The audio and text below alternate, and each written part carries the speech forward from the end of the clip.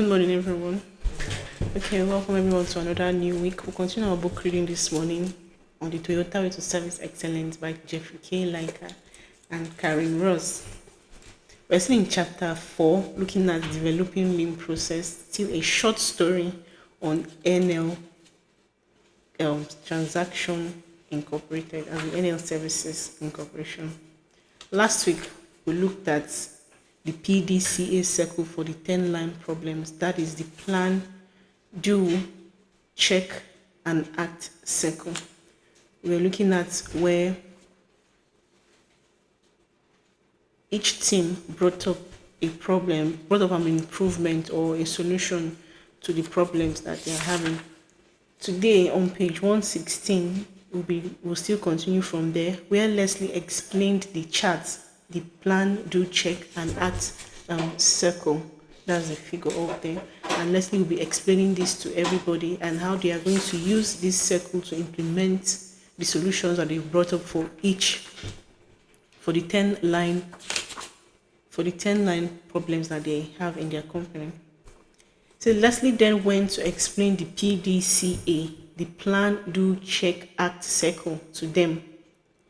Trying things out with the PDCA doesn't have to take long, Leslie explained. It's like doing an experiment when you were in a lab in high school. You choose something to try that you think will make the problem better. You make a prediction about what is going to happen. Then you try it out in a quick learning experiment. We call that testing a countermeasure. Once you have tried your countermeasure, you can see if your prediction was actually correct. Did what you think was going to happen actually happen, or did something else occur?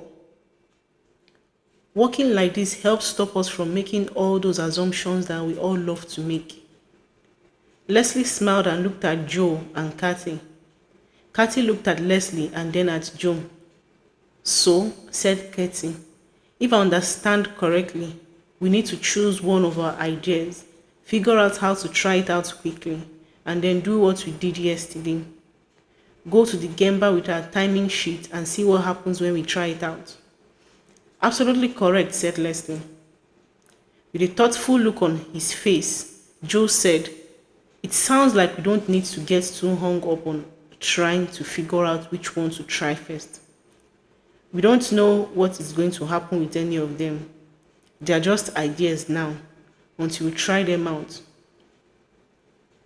We won't know which one is better. We can only guess. And our guess could be right or wrong.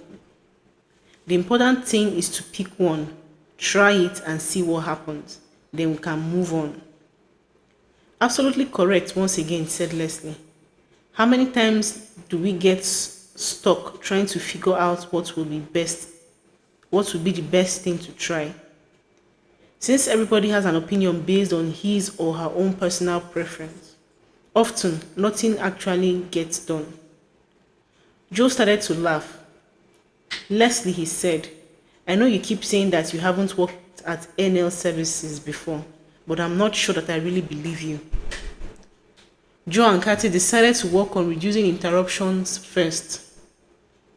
Joe asked Lexi, the credit transaction processor that he had spent time with the day before, if she would be willing to help Joe and Kathy try something out. Lexi enthusiastically agreed to help. For each countermeasure they tried, Joe and Kathy used their timing sheets to see how long it took to enter the transaction with 10 or more lines. They also kept a record of how many errors were made. By lunchtime, with Lexi's help, Kathy and Joe ran 3 experiments to test what happened if the credit transaction processors turned off the pop-up alert on their emails, put their phones on Do Not Disturb mode, and taped a small red stop sign with the number 10 on it to the side of their cubicle wall to let other credit processors know that they were processing a transaction with 10 or more lines.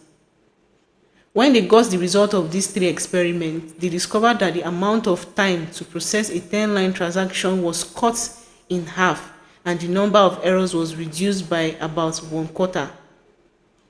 Joe and Kathy were excited to share the results of their learning experiment with Leslie. "Great work, team," Leslie exclaimed.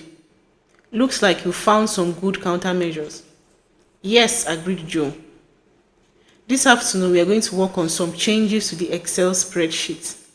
You can see that the amount of time it takes to enter the 10-line transaction has gone down a lot, but there are still too many errors. And no customer wants to have errors in their transaction," reminded Kathy. "It is not really going to help our customers if we process their work on time." Sorry, I'll take that again.